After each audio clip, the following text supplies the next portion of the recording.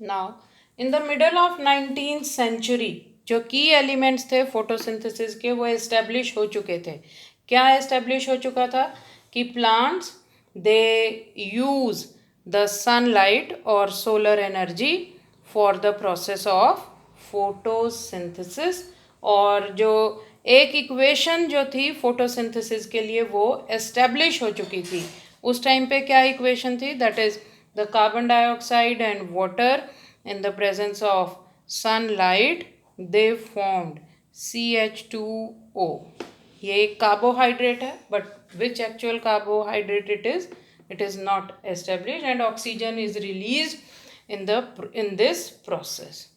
इसी में ही Carolus van Niel Carolus van Niel he established. इसने किस पे एक्सपेरिमेंट किया? He experimented on purple and green bacteria and he demonstrated that the photosynthesis is a light dependent process, that it totally depends upon sunlight. Photosynthesis is a light dependent process in which hydrogen from a suitable oxidizable compound, hydrogen which is released from a suitable oxidizable compound, it reduces carbon dioxide to carbohydrates. मतलब उसने ये कहा कि when carbon dioxide is reduced, carbohydrates are formed. और ये reduced मतलब carbon dioxide किससे react करेगी? क्या ऐड होगा उसमें? हाइड्रोजन. एंड दिस हाइड्रोजन, ये हाइड्रोजन कहाँ से आएगी? From a oxidisable compound. तो दिस ऑक्सीडाइजेबल कंपाउंड क्या? H2A. हमें नहीं पता ये, अभी हमने, it is a question mark. when it combines with carbon dioxide in the presence of sunlight, what is formed? A plus CH2O, this is a carbohydrate, and water is released. So ये establish हुआ कि ये H2A क्या है?